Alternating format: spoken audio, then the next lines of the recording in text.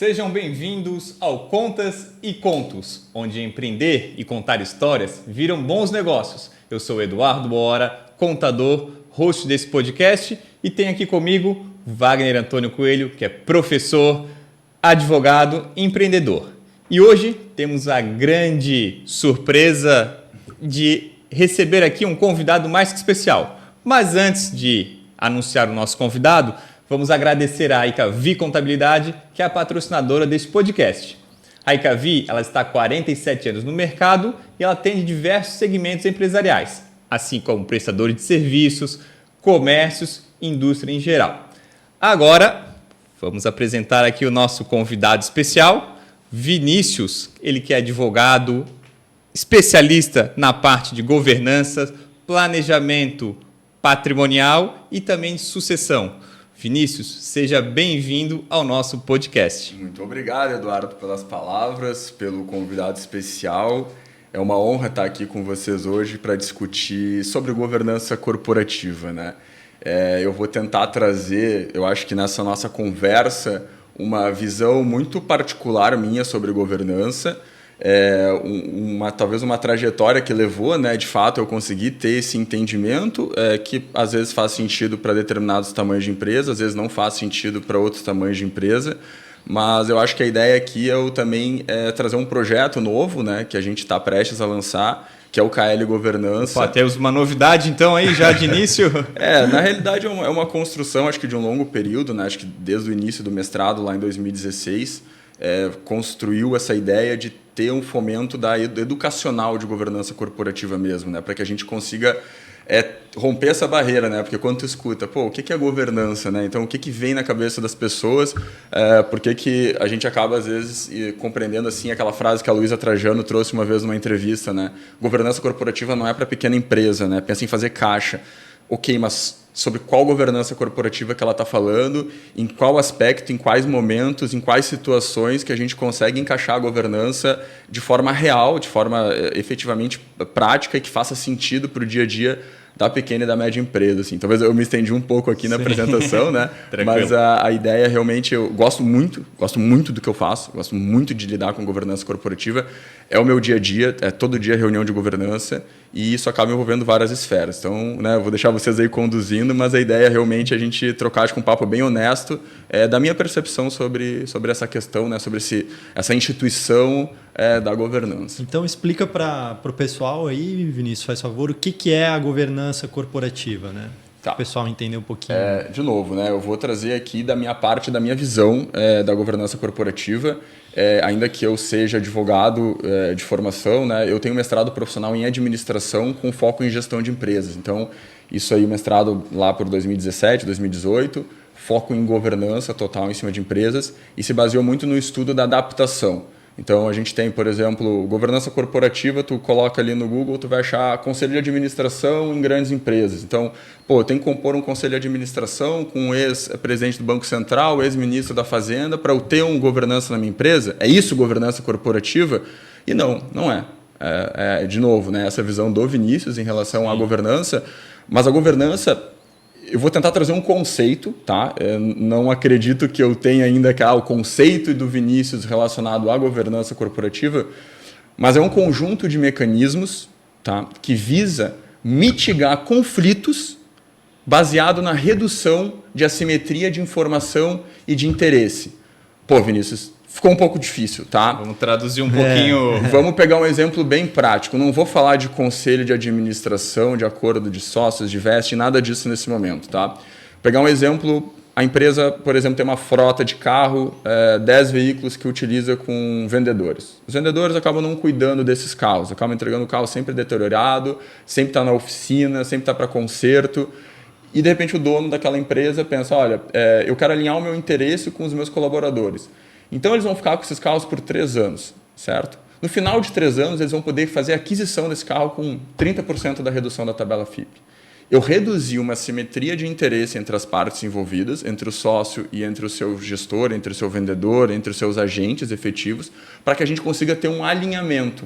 E esse alinhamento reduzir conflitos que são originados tanto de uma relação entre dono de empresa, colaborador, gestor, diretor, bem como entre donos de empresas entre si, né? Entre os próprios sócios. Então, esse conceito de governança, todo e qualquer mecanismo, ferramenta, instrumento capaz de reduzir assimetrias de informação e de interesse para possibilitar ou mitigar conflitos de agência, né, é isso que é governança. Agora, se tu começar a criar e desenvolver mecanismos de governança, um acordo de sócios, um conselho de administração, uma política de bônus, uma auditoria interna ou externa, isso é outro assunto.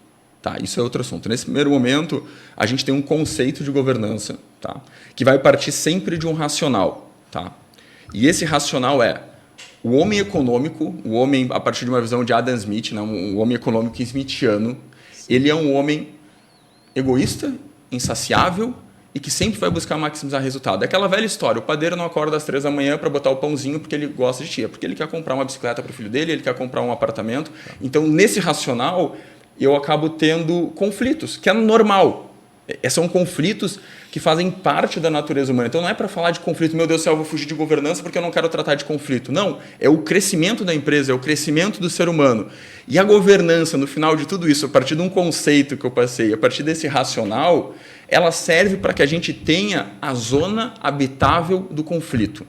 Tá? E eu termino respondendo essa pergunta com um conflito que é muito comum em pequenas e médias empresas, 2, 3, 4, 5 sócios. A gente pode ter um sócio que tem um perfil de vamos distribuir 100% do nosso lucro, e a gente pode ter um sócio que tem um perfil de não vamos distribuir nada e vamos reinvestir 100% dentro da nossa empresa. Qual é a zona habitável desse conflito? Às vezes, dá um exemplo, não é regra, tá? Mas é uma possibilidade, tu fazer um estudo daquele setor, pegar grandes empresas, fazer uma métrica e compreender como é que essas empresas lidam com o caixa dela, que trabalha no mesmo setor, que trabalha com os mesmos desafios. Como é que está acontecendo a distribuição desse resultado, desse lucro? Pô, beleza, a gente chega num parâmetro que 50% é distribuído e 50% é reinvestido. Estou fazendo assim, para facilitar a vida. Sim. Tá? Beleza. Sócio A, sócio B, é possível a gente chegar nisso? Não, beleza. Então, a gente vai reter 40% sempre no caixa, de 40% a 80% a gente distribui e os últimos 20% tem que ser unânime. Então, essa é a zona habitável do conflito, sabe? A governança serve para isso, para a gente buscar um alinhamento entre aqueles players que estão envolvidos nesse processo, seja no contexto sócio com sócio, seja no contexto de sócio com seus colaboradores. Vinícius, então, governança não é só para grandes empresas, ela funciona para grandes, para médias e pequenas empresas. Isso. E também vocês, como são especialistas nesse assunto, vocês utilizam regras das grandes para trazer na realidade das pequenas e médias e fazer os devidos ajustes para que eles não tenham problemas futuros. Então, é um trabalho também de prevenção, é isso? O trabalho é basicamente de prevenção. Não vou mentir que muitas vezes a gente é chamado para empresas que estão com um conflito exponencial. Tá? Que não é o momento correto de se trabalhar, né? Teoricamente. Não é o momento correto. Tá? Eu acho que todo momento é momento de governança. É óbvio que no mundo perfeito, ideal, o certo era, por exemplo, vamos ser sócios, Dudu. Antes, vamos fazer um acordo de cotistas, vamos compreender qual que é a tua intenção com essa empresa, qual que é a minha intenção, tu quer perpetuar, eu quero vender, a gente quer reter caixa, quer distribuir, qual que é a tua situação financeira, tu depende desse negócio para tu né, sobreviver, ter a tua qualidade de vida, teu padrão de vida. Mas uma coisa que tu falou ali que é muito importante, não dá para deixar passar, é que a governança, obviamente ela surge, né? Isso não vou teorizar aqui, mas surge lá com Berlin Mins, depois vem com Jensen Macklin, mas qual que é o objetivo? É tentar ter um alinhamento dentro de grandes empresas entre os sócios, né, principalmente os majoritários, com os diretores, o CEO, o CFO da empresa. Tá?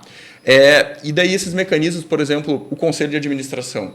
Ele é viável instalar um conselho de administração numa empresa que fatura 15 milhões, 20 milhões ano? Dependendo do caixa, não vale a pena. Dependendo da estrutura organizacional da empresa, não vale a pena, não compensa, não faz sentido. Entende? Então, por isso que a frase da Trajano não está de todo errado. Esse tipo de governança não é para aquela empresa. Então, a gente tem que observar a realidade de caixa financeira do negócio e a própria realidade operacional daquela governança dentro daquele ecossistema, né, que a gente tem que compreender diversas diretrizes. Então, vou exemplificar. Um conselho de administração, ele pode fazer sentido para uma pequena, uma média empresa, na visão de um conselho consultivo.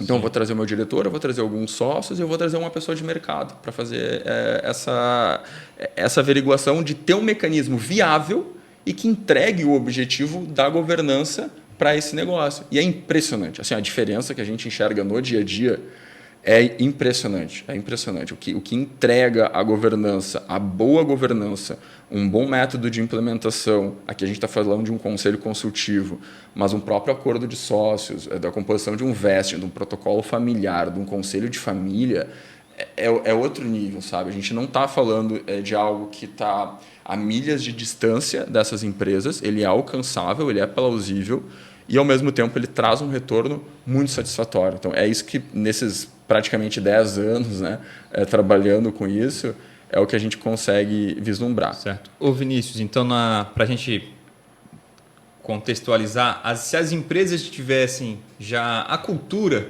de investir, de ter a governança em si, vamos falar de pequena e média empresa, né? Uhum.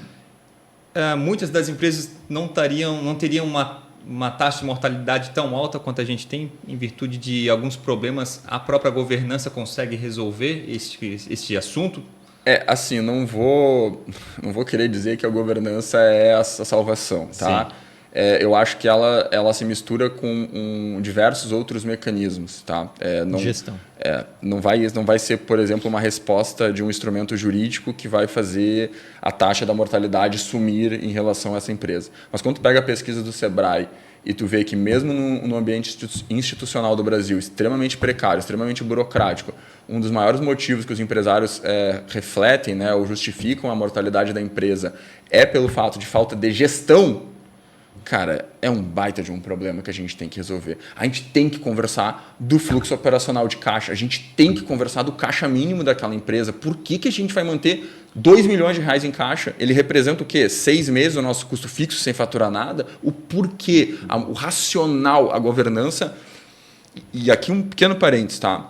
Não é porque tu tem um acordo de sócios, não é porque tu tem um conselho de administração, não é porque tu tem um protocolo familiar que tu tem governança. Governança é método, governança ele tem que atingir o objetivo de reduzir e mitigar conflitos a partir da redução de assimetria de informação. Eu sei uma coisa, sabe outra, nós precisamos saber a mesma coisa e até mesmo as intenções do outro e reduzir a assimetria de interesse. Onde que a gente quer chegar? Não tem como a gente ter um barco da empresa, um que é para a direita, um que é para a esquerda. Cara, vamos achar um caminho do centro para que faça sentido. Então, tentar te responder eu não tenho a pretensão de dizer que a governança vai resolver todos os problemas, porque se tu não tem um bom produto, se tu não tem uma boa margem de lucro, se tu não tem, às vezes, um bom marketing, não adianta nada, né? Não vai adiantar. Certo. Uhum. Mas a governança, ela é a base. Para mim, ela é a parte, sabe, tu tá em 2, 3 sócios. Pilar. É o pilar, é a base da pirâmide, é a governança, sabe? E como ela pode ser utilizada, além dessa questão, né,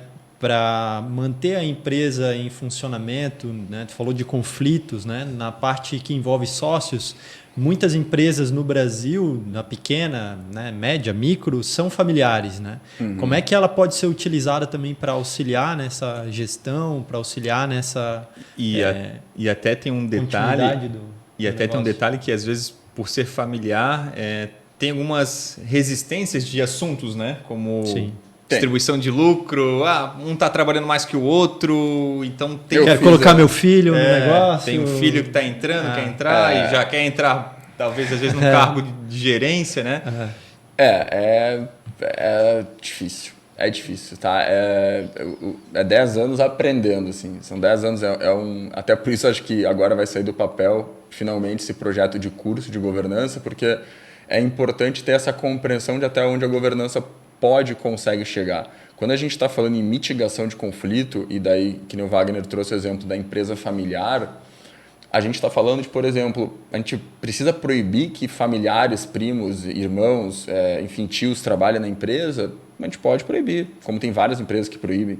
A gente pode permitir, como diversas empresas permitem. Mas o que a boa governança, regra, pede nesse momento, né? É que, pelo menos aquele familiar que vai ingressar, digamos que eu tenho uma fábrica no Paraguai, tá? Um país de língua espanhola.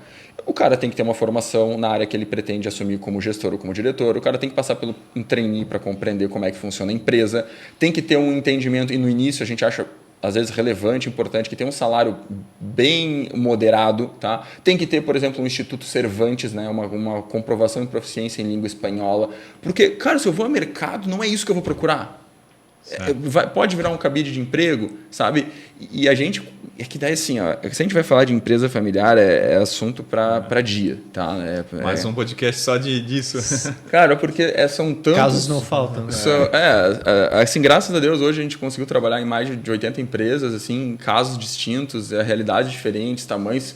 Pô, desde o Simples Nacional até a empresa que fatura aí 200, 250 milhões ano. De novo, né? É o universo de pequena e média empresa que é a nossa atuação. E principalmente empresa limitada, né, que tem o tal do affect societário, que os sócios eles têm que ter um interesse de continuar compondo o quadro societário. Então, tu começar a desenvolver essas alternativas, né, essas regras de forma prévia. Então, que nem eu dei o exemplo agora, pô, pode ingressar, tu quer trabalhar na empresa, pode trabalhar. Os 2 primeiros anos do salário é esse, tu vai ter que fazer um trainee, tu vai ter que te formar, ter uma formação específica para a área A, B ou C, e para tu poder, de fato, assumir esse cargo, tu ainda tem que ter proficiência em língua e tal, e ainda, em alguns casos, aprovado por 50% a mais do capital social. É um processo porque é o seguinte, quem quiser entrar nisso daqui, quer entrar. Quer vestir a camisa. A regra é essa definida. E tu quer vestir a camisa. Eu quero entrar na empresa para distribuir lucro. A regra está aqui. Sabe, se tu for entrar no campo da discussão de uma das dimensões, aqui a gente está falando mais a parte de acordo de sócios e protocolo familiar, né? Regramentos dentro desses documentos, desses contratos.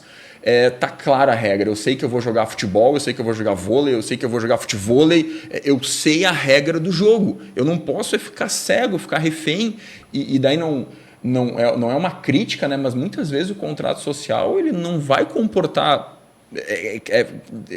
cansa às vezes, né? Não é de cansativo, mas são repetidas as vezes que às vezes a gente questiona numa primeira reunião para o sócio, beleza, se houver o falecimento de qualquer um de vocês, ingressa ou não ingressa herdeiro? Aí os dois dizem, não ingressa. Aí está no contrato social, não ingressa. Tipo...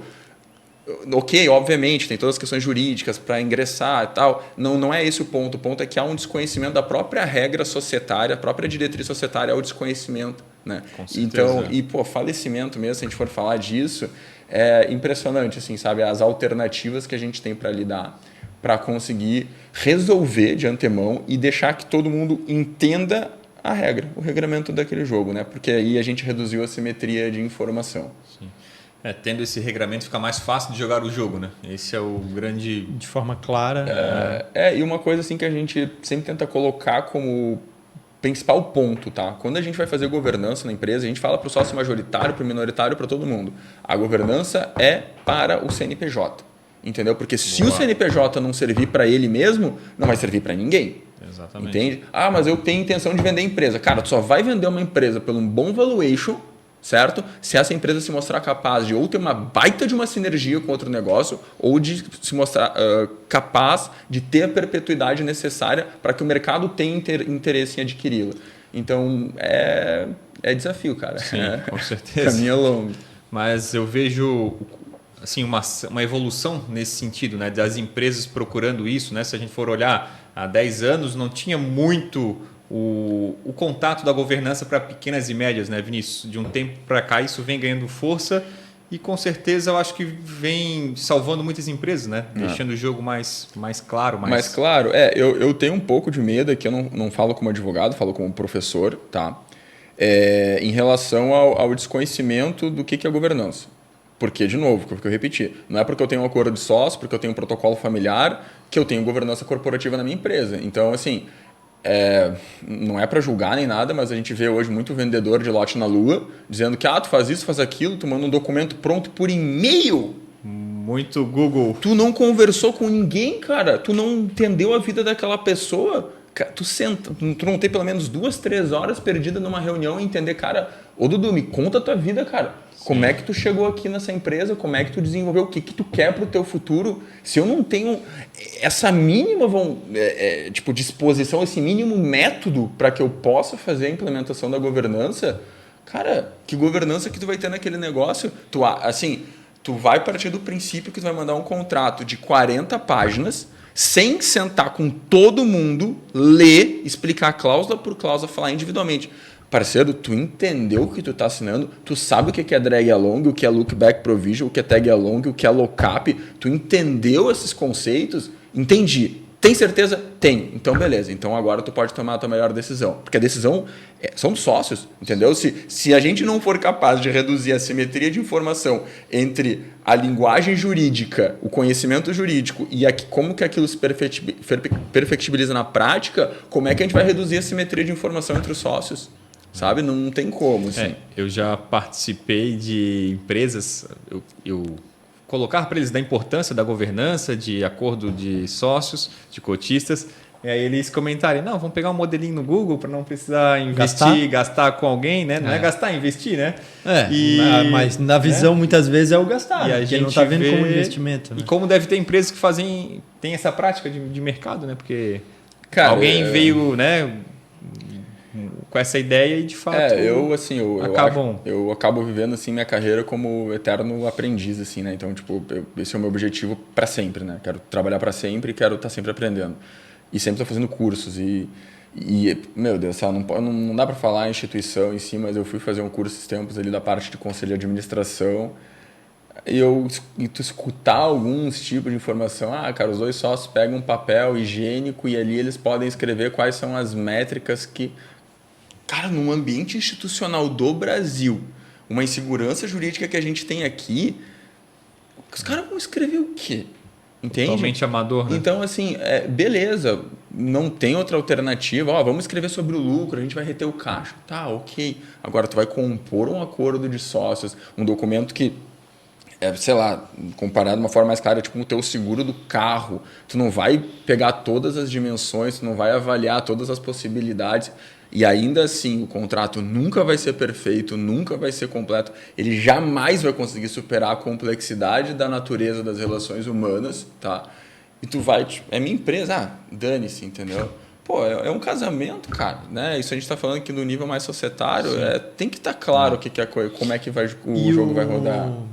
Tu comentou ali sobre a questão da importância do método, né? De que isso é algo que faz total diferença na implementação, na implantação da governança, né? Uhum. Como é que foi esse desenvolvimento do teu método? Como é que ver isso ser aplicado depois e replicado e inclusive se tornar, né, uma referência no Brasil na parte, né, ainda que científica e agora se tornando também na parte de mercado, né? De novo, acho que um dos principais objetivos do ingresso no mestrado profissional em administração, além dessa compreensão um pouco maior da governança, de gestão, efetivamente as melhores ferramentas para serem aplicadas, foi ter um método claro.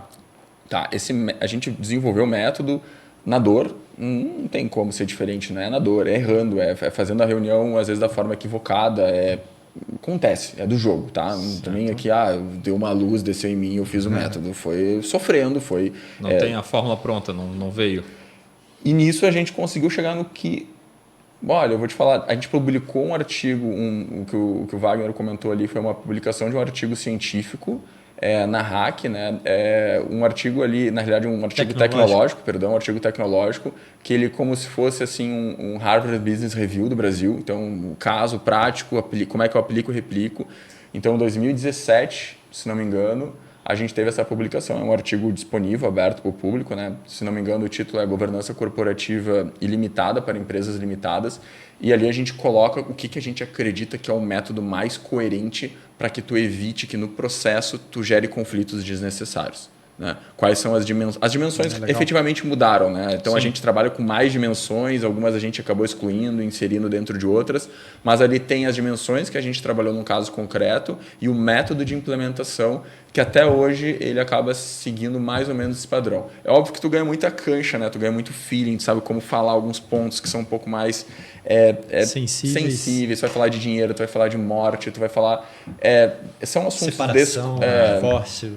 são assuntos desconfortáveis, né? Pô, quando é que se tu descumprir, eu tenho uma call option, uma opção de compra, se acontecer aquilo, tem uma put option, uma opção de venda. Então, isso tudo é necessário que faça parte de um método bem adequado, bem segregado entre as partes envolvidas para evitar um conflito direto, bem como que tenha um educacional muito claro, né? A pessoa ter uma clareza, beleza, entendeu a terminologia, entendi. Então, se tu fizer A, vai gerar X. Se tu fizer B, vai gerar Z, entendeu? Então, tu começa a trazer essa clareza para a pessoa que está implementando. Ela sai dali sabendo que tipo de decisão que ela tomou. Legal. Ô, Vinícius, numa das tuas falas, você citou o vesting. Isso eu vejo que também vem ganhando muita força no mercado, o pessoal vem comentando muito. Eu gostaria que tu abordasse um pouquinho o conceito e pudesse dar mais alguma dica para quem está nos acompanhando possa entender. De repente, quem sabe futuramente também aplicar no seu negócio e introduzir. Legal, cara, legal. O vesting, assim, ele é um mecanismo que acaba surgindo na parte de startups, né? Então, principalmente nos Estados Unidos. Depois tem um artigo legal para quem quiser dar uma lida, que é How the Law Made the Silicon Valley, que basicamente fala como é que a lei conseguiu possibilitar a construção do Vale do Silício. Não fala especificamente de vesting, mas fala desse ambiente jurídico, né? O vesting, ele possibilita que tu acabe, como é que eu vou te falar, retendo talentos dentro da tua empresa. Por que ele surge de startup?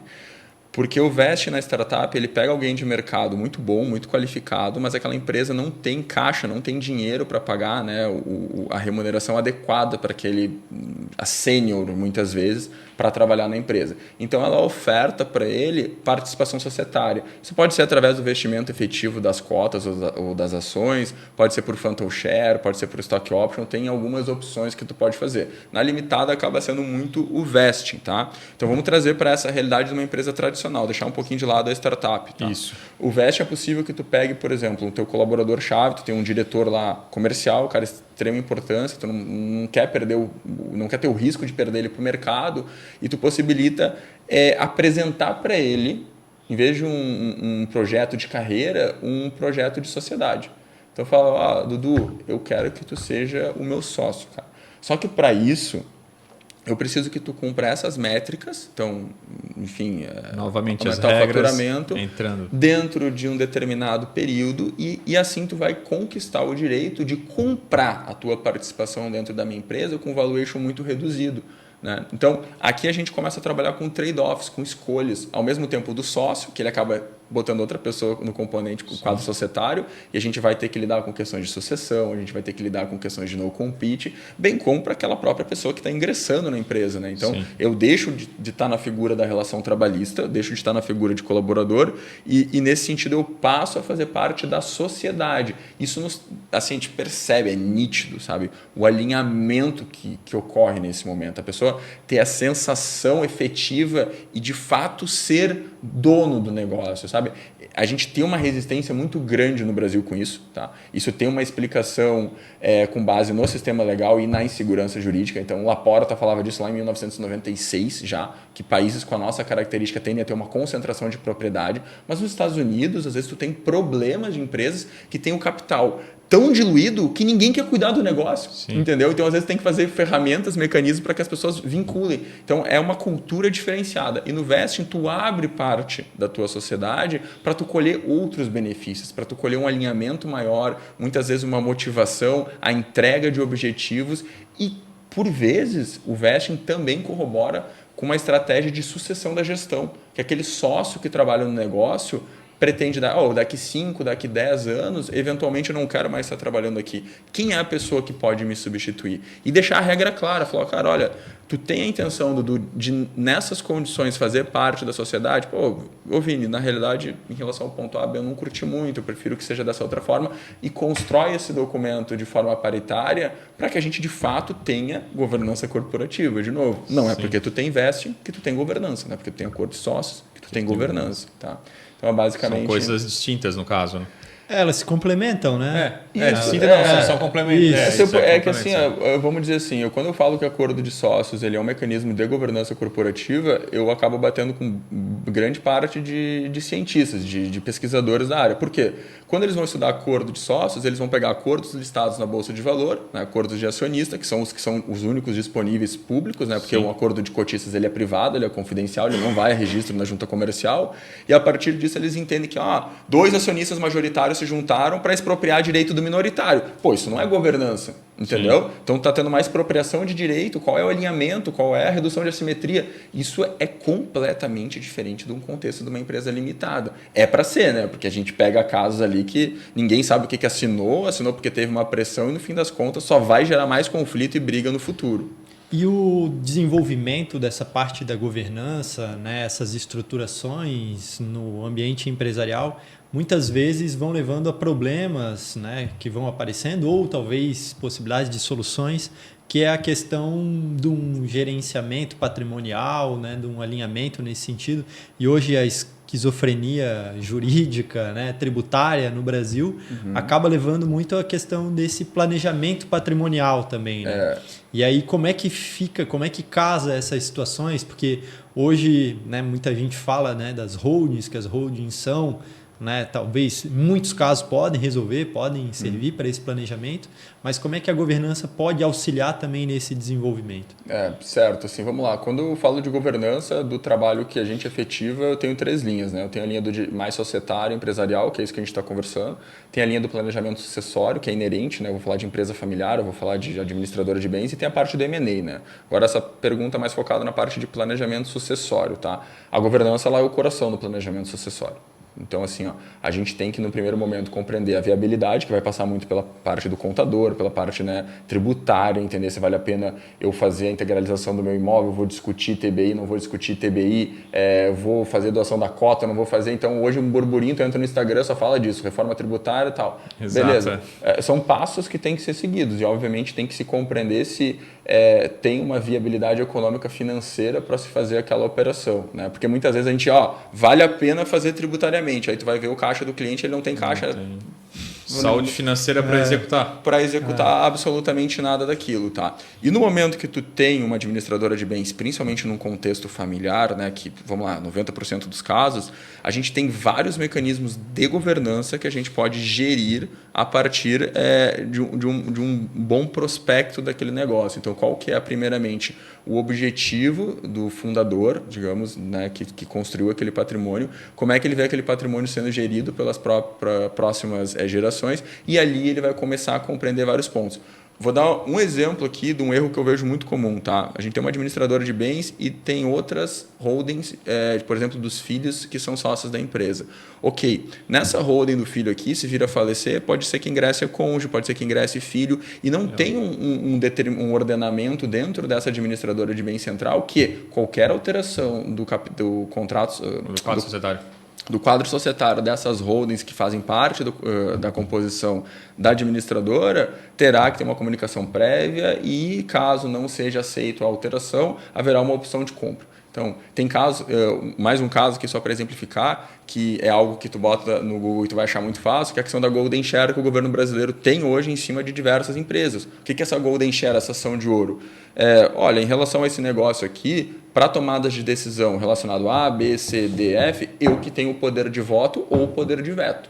Então, ali eu posso impedir que seja vendido o imóvel, posso impedir a alteração de domicílio fiscal, e isso pode se adaptar e aplicar dentro da governança do planejamento sucessório, do planejamento patrimonial. Então, de novo, né, se fosse falar de governança em planejamento sucessório e planejamento patrimonial, é assunto para mais de dia, porque as alternativas são infinitas e muitas vezes vem da criatividade do próprio cliente, desse processo, entendeu? De tu conversar sobre governança e entender, principalmente, cara, qual que é o teu objetivo? O que tu quer? A decisão é tua, o impacto vai ser teu. Qual é a realidade, né? A realidade do contexto familiar, a realidade, né, que acontece e é muito específica, né? E aí às vezes a gente quer, eu venho aqui que eu vou te resolver esse problema, né? E aí monta um documento, um Ctrl+C, Ctrl+V, cara. Tem uma receita do bolo, né? Pronta, né? E de novo, aí, cara, acaba surgindo um monte de vendedora de lote na lua. Eu canso de ter cliente que vai no escritório, eu faço, sei lá, umas contas e mostro, cara, aqui para esse fim que tu quer, para esse objetivo que tu quer, não vale a pena. Entende? E na realidade, sim, não é falar não vale a pena, sim, né? Sim. Falar, esse aqui é o cenário A, esse aqui é o cenário B, esse aqui é o cenário C, 100. Qual que tu escolhe? Ah, não, eu vou de alternativa. Então, não adianta, cara, porque, querendo ou não, se eu trabalho com governança, não posso eu provocar uma assimetria de informação para que o cliente tome uma decisão errada só para fechar um contrato comigo para fazer um planejamento sucessório, sabe? Mas, de novo, né, a governança que eu trabalho, tem esse prospecto de 3 partes, né? O direito societário, empresarial, que lida com o negócio em si, planejamento, sucessório patrimonial, e a parte de M&A, né? Certo. Ô, Vinícius, eu tenho uma curiosidade também, porque o que acontece? As empresas, vamos pegar um exemplo aqui, uma limitada, ela tem um contrato social que rege ali algumas obrigações, deveres e direitos dos sócios e tudo mais, né? O papel da governança ele não está dentro do contrato social. Ele tem, de fato, instrumentos que não são colocados dentro do contrato social. É isso? Vamos lá. Né, recordando o conceito de governança, Sim. a gente quer reduzir a simetria de informação e de interesse. Digamos que nesse caso que tu me trouxe, a gente vai perfectibilizar essa redução por um acordo de sócios. Tá? Esse acordo de sócios ele é confidencial e ele não vai a registro na junta comercial. Ali a gente definiu várias questões. Olha, o valuation da empresa é tal, eu tenho uma opção de compra se tu fizer isso, se tu fizer aquilo, no compete e tal. Beleza. O que nós precisamos levar ao contrato social para que ele reflita a governança que a gente estabeleceu em outros instrumentos?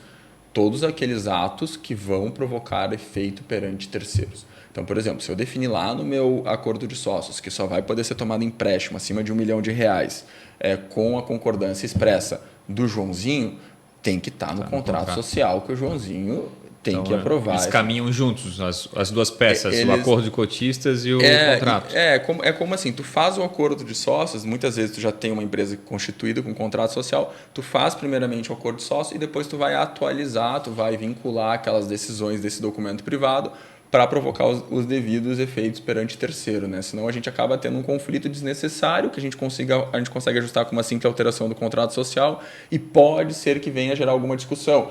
Muitas vezes no caso dessa questão financeira, mas algumas vezes no caso de, por exemplo, valoração das cotas no eventual falecimento. Então, qual que é o valuation que os sócios definiram para uma eventual opção de compra, né? Então, isso aí é importante que esteja externalizado, pelo menos para os sucessores, né? Sim. Esse acordo de cotistas, ele é registrado em um cartório? Precisa ter algum rito, alguma coisa? Assim, se a gente pega como base ali o artigo 118 da Lei das SAs, que é o artigo que trata sobre acordo de acionistas, a gente poderia fazer uma regência supletiva delimitada pela Lei das SAs, tem lá que tu deveria fazer uma assinatura, cada um vai ficar com a sua cópia e ainda a gente tem uma cópia arquivada na sede da empresa, tá? Ok, tudo bem, mas eu acho que até pela lei da liberdade econômica ali que a gente tem, se não me engano, em 2018, a gente já tem uma liberdade maior contratual entre paritários, né? Então, se a gente está fazendo um contrato entre paritários e a gente não está contrariando nenhuma norma de ordem pública, eu entendo que nem ao menos ia necessitar seguir esse rito previsto na lei das SAs. Mas, por que não seguir? Né? Para que complicar? Eu estou falando que eu teorizo o que eu entendo, mas, cara, arquiva, deixa na sede da empresa, arquiva o documento, coloca no lugar que só vocês, né, teus sócios vão ter acesso, cada um fica com essa cópia, para que a gente tenha, obviamente, a sua validade jurídica. Né? De novo, aí a gente vai para o 104 do Código Civil, a gente não pode ter um contrato, um acordo de sócio que vai versar sobre a boca de fumo. Tem que ser objeto ilícito, tem que ser pessoas capazes, entende? Então, não pode ser com forma contrária à prescrita em lei. Então, a gente tem essa liberdade para poder desenvolver esse documento, desde que não contrariando matérias de ordem pública. Né? Agora umas curiosidades aí, uns insights, doutor Vinícius. Que processo, que operação aí que tu entende assim que foi um pouco mais inusitado, um pouco diferente nessa implementação, né, que tu possa trazer para os nossos ouvintes, para quem está nos assistindo? Assim, eu tenho que ter muito cuidado, né, pela confidencialidade, e eu costumo dizer que quando eu me aposentar da advocacia eu vou virar roteirista da novela das 9, assim, porque é tanta coisa que o cara passa nesse contexto, né, é uma relação mútua de confiança com o cliente, então a gente sabe cada coisa e acontece cada coisa, assim, que é impressionante.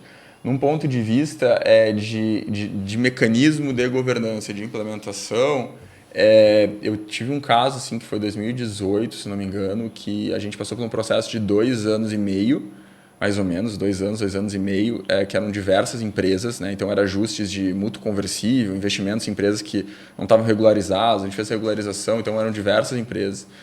E o fundador, ele foi no escritório e entregou tipo, um maço assim, de contratos assinados e deu 1 semana depois ele veio a falecer.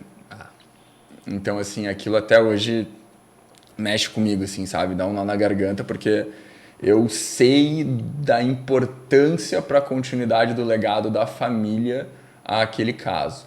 E daí, obviamente, se a gente for entrar na parte de consequências dos mecanismos, a gente já teve de tudo, né? A gente já teve jogo de cadeira entre sócios dentro de empresa, daí me ligam fechado no banheiro dizendo, tá, o que o contrato diz, doutor? Cara, liga para a polícia, entendeu? Então, a gente tem assim diversos casos assim que acaba gerando. Eu tenho que tomar muito cuidado, né? Querendo ou não, a gente está numa cidade assim relativamente pequena e, que nem eu falei, né, são mais de 80 empresas, então tem muita gente aí que a gente já trabalhou. Não quero nem de forma indireta ofender ou trazer algum caso mais sensível, assim. Mas a governança, ela é assim, tem que ter o estômago forte, tem que ter o coraçãozinho bem ajustado, porque a emoção tu lida com muita coisa pesada, muitas vezes, muita coisa pesada. A gente teve um processo bem complicado no final do ano passado numa empresa, enfim, entre sogro, genro, irmão, e foi bem pesado aquilo. Mas faz parte, entendeu? A governança é muito, para quem quer trabalhar com isso, é muito jogo de cintura, é muito saber ouvir. E eu acho que é muito conseguir saber apertar também na hora certa, sabe? Porque tu precisa extrair informações e muitas vezes as pessoas elas não querem trazer aquilo naquele momento, sabe? Algumas até acabam escondendo, né? Aí também é outro assunto, sabe? A gente tem os contratos psicológicos, né? Mas enfim, um baita de um paper escrito por 2 italianos que explica muita coisa, assim. Certo. O Vinícius, óbvio que você citou, já deixou isso bem claro, que não existe uma receita definida, né, para a aplicação disso. Mas tem um tempo médio, tu achas que a gente pode comentar aqui para a gente aplicar a governança em si? Óbvio, né, cara? Depende muito do tamanho de empresa, mas se a gente pegar de uma pequena e média, mais ou menos vai quanto tempo para fazer a implantação? Vamos lá. Se a gente está tratando com uma pluralidade de sócios, assim, então no caso, né, ter 2 ou mais sócios, a gente tem que iniciar pelo acordo de sócios. Isso aí é imprescindível. A gente ter o acordo de cotistas, que é o que a gente acaba trabalhando mais em empresas limitadas. São os principais instrumentos. É a base, é o começo da trilha da governança. Porque ali, como a gente trata de diversas dimensões, Edu, e muitas vezes a gente tem que trazer profissionais da área de gestão de finanças, administração e muitas vezes da psicologia, a gente acaba conseguindo atender um leque muito grande das dimensões que envolvem diretriz societária e empresarial. E a partir dali a gente vai acabar construindo rotinas de gestão. Então, é muito comum a gente não ter, por exemplo, KPIs, indicadores básicos daquela empresa, como é que funciona a reunião, como é que aquela reunião se executa, tem uma ata, né? Vinícius, ata, pelo amor de Deus. Cara, pega essa ata simples, to-do list, quem vai ter que fazer entregar em cada data, simplificar a governança e seguindo uma trilha, sabe? Então, numa pluralidade de sócios, eu acho que o acordo de cotistas, no caso da limitada, é a base, tá?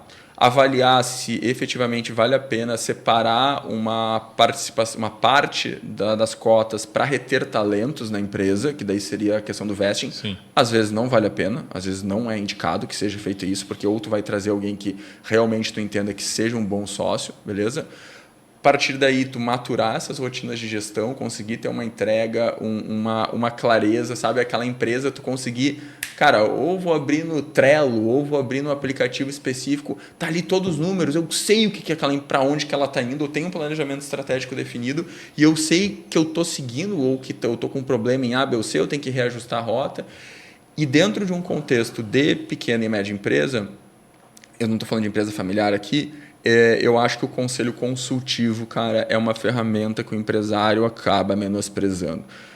Eu tenho clientes que estão dentro do Simples Nacional, ou seja, e faturam 3, 4 milhões por ano, tem um conselho consultivo operante todo mês, pagam um valor não vou falar o valor, mas é um valor até relativamente significativo, e os caras, assim, ó, eles anseiam pela reunião, porque tu traz alguém de mercado, alguém que já foi um CFO, um CEO, um cara que tem conhecimento, e dá uma luz. O cara não tá focado na árvore, sabe? Pegar uma frase bem, enfim, né, genérica, Sim. O cara consegue enxergar a floresta, não né? É o coração, é a razão falando naquele momento. Isso, fala, cara, pô, eu já fiz isso, ô Dudu, eu já fiz isso aqui no passado, Wagner, já testei isso lá numa empresa que eu trabalhei, cara, aconteceu isso e aquilo.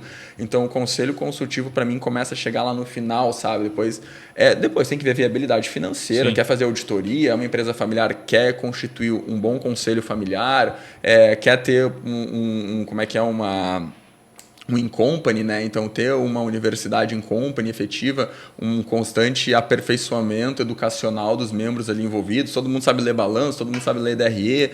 Então, é isso, né? A governança é uma trilha e cada empresa comporta determinados passos. Chega um momento que, olha, ok, cara, fechou isso daí, mantém essa rotina e vai focar no negócio, sabe? Mas então eu diria que a implementação ali, pergunta do Dudu, ela vai depender muito do número de sócios, de como vai essa aplicação. Pode ser um mês, 2 meses, até 2 anos. Eu não respondi o prazo de forma proposital, porque para mim governança é uma trilha, tá? Então vou botar a governança na minha empresa em quanto tempo? Mas, por exemplo, vou fazer um acordo de sócios. Cara, no mínimo tu vai levar 3 meses para fazer um bom acordo de sócios e geralmente se a pessoa está lendo, os sócios estão entendendo, estão com dúvidas, vai uns 5, 6 meses, né, contando com as reuniões. Uma reunião coletiva inicial, reuniões individuais, aí a gente faz essa perspectiva, faz um filtro, faz a primeira versão do documento, chama todo mundo, apresenta nesse momento de apresentação, ninguém pode contestar, só pode ter dúvida, leva para casa, depois todo mundo tem um mês para poder retornar e falar, concordo, não concordo, acho que tem que ajustar esse ponto para a gente daí fazer a versão efetivamente final desse documento. Então, com as alterações do contrato social. Com as alterações, tudo. Então, de 3 a 6 meses, mas que nem eu falei, tem casos que é 1 ano, 2 anos, entende? Que tem casos que eu ainda estou em aberto, porque Sim. Uma empresa familiar ali com 16 membros como sócio, a gente tem que tentar arrumar do jeito que está. Então, assim, são pessoas, né? São objetivos, são intenções, são fomentos, né? Diferentes entre os players envolvidos. Então, de prazo é isso, eu não respondi na primeira vez de propósito, mas em 3 meses bem trabalhado consegue já ter um esboço bem legal já de um acordo. Governança mesmo, governança, né? Não um contrato, governança corporativa. Com certeza. E o que tu acha que deve acontecer aí nesse caminho, né, para frente no Brasil com relação à governança para pequena e média empresa? Como é que tu enxerga? A gente falou um pouco, né, de que está aumentando, de que existe uma procura e tal. O que tu, como um estudioso, né, também um pesquisador e alguém que está no mercado aplicando, como é que tu enxerga isso?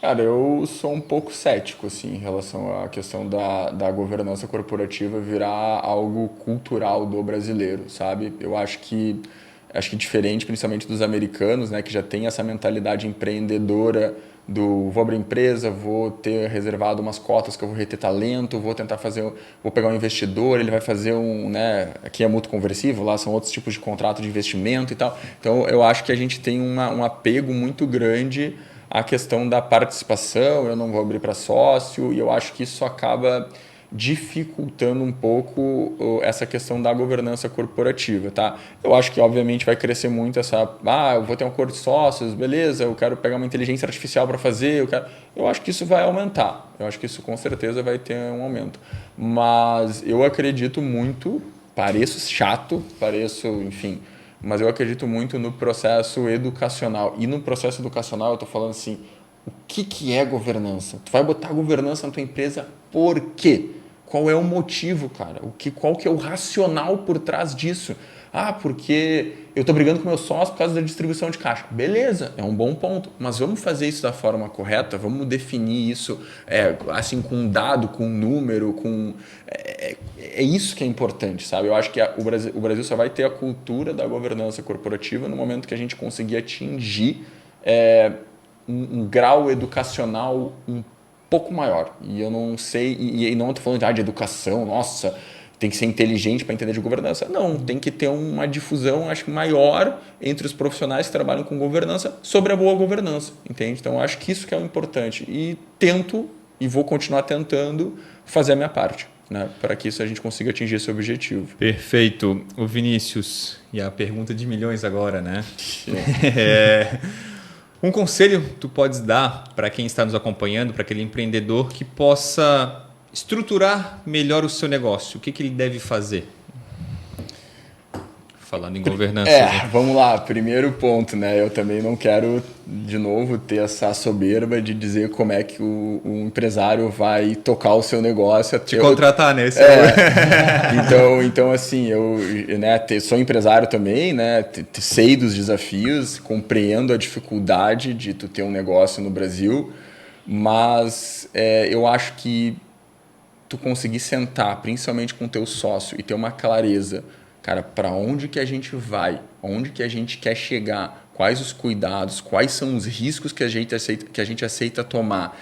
Se acontecer A contigo, como é que essa empresa segue? Se acontecer B contigo, o que vai acontecer com esse negócio, sabe? Então, a minha dica, a minha sugestão para a questão focado na parte de governança corporativa é, se tu tem um sócio, cara, busca alguém para construir um acordo de sócios. Isso vai trazer uma riqueza de detalhe de informação, vai trazer um momento de análise, de reflexão sobre aquele negócio, sobre onde é que realmente vocês querem chegar como sociedade, tá? Então, eu acho que principalmente eu vou deixar aqui então a minha sugestão na parte da composição societária, sabe? Eu acho que isso é extremamente importante, Dudu. Não dá para passar, não dá para acreditar que tu vai ter um negócio que todos os acasos, todos os imprevistos, né, da vida, né, da natureza do ser humano,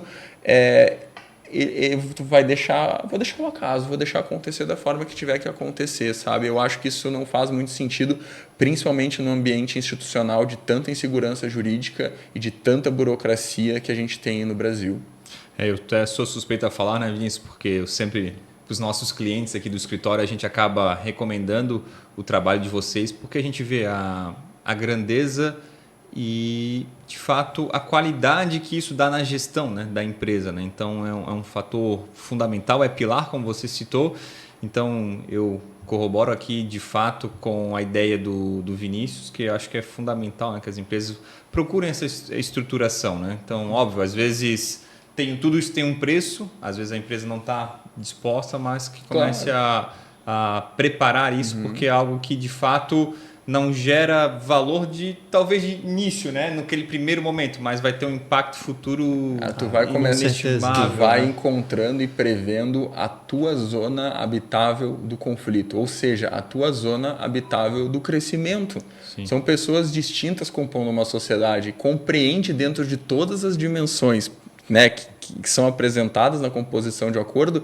Como é que vocês vão agir? Como é que vocês compreendem aquele negócio, sabe? E isso eu acho que isso que é a riqueza, sabe, Dudu? É o processo, cara. O processo de implementação de mecanismos de governança é que traz, acho que, a efetiva riqueza que é necessária para daí, de fato, auxiliar na gestão e talvez aquele 5% a gente conseguir reduzir na taxa de mortalidade de empresas aqui no Brasil. Perfeito.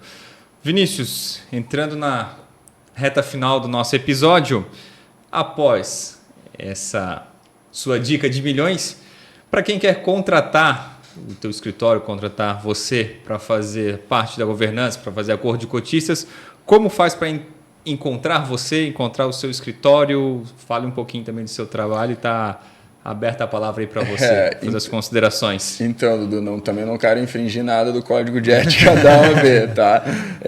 Eu sou muito low profile, né? Então eu apareço pouco em redes sociais, assim. O nosso escritório esse ano de qualquer forma, está completando 20 anos, né? Agora com o Eli Kleinert. E a gente tem aí um foco bem legal, assim, num processo tailor-made, sabe? Sob medida. Nas demais áreas também, né? A gente não só atua na parte de governança, comércio exterior, enfim, mas o foco é nisso. E eu também gostaria de reforçar ainda, a gente não está nem com o Instagram, né, relacionado à KL Governança, né, que é um projeto educacional meu com o Jefferson Lana. O Jefferson da parte de finanças, de administração, tem doutorado por Wharton. Então é um programa aí de educação de governança corporativa que está ficando muito legal, muito bacana mesmo. Se estivesse ruim, eu nem ia estar falando, eu ia falar, não, tá ruim, não vale a pena, entendeu? Mas é um processo mais dinâmico de governança que passa... explica o que é governança, quais são os mecanismos aplicáveis para pequena e média empresa. A gente fala de protocolo familiar, fala de acordo de sócios, fala de vesting, fala de conselho, então de uma forma bem mais aprofundada, né? Então é um curso aí que daqui a pouco a gente vai estar lançando. Eu acredito que no próximo mês a gente vai fazer o lançamento, né, desse curso. E é um trabalho bem legal, cara. Mas assim, tu vai procurar, eu acho que é fácil de tu identificar o bom profissional do charlatão, sabe? Eu acho que é bacana tu ter primeiro uma compreensão do que é a governança, para quando tu for escolher aquele profissional que tu confia, que melhor se aperfeiçoa ali com o teu perfil, que tu consiga ter as perguntas corretas, né? Tu entender, olha, eu sei que processo que eu quero ver se tu vai casar dentro da minha demanda, sabe? Então é isso aí, cara. Perfeito, Vinícius. Agradecemos aí a sua presença no episódio de hoje. Desejamos também sucesso na tua carreira, teu novo projeto, né? Que com certeza vai ter um avanço brilhante aí na tua carreira também, nesse novo desafio. E para você que nos está acompanhando, fique atento aos novos entrevistados que vão estar aqui presentes no nosso episódio e não deixe de seguir Contos e Contas no Instagram e também no YouTube. Faça a sua inscrição no nosso canal. Pessoal, meu muito obrigado e até a próxima!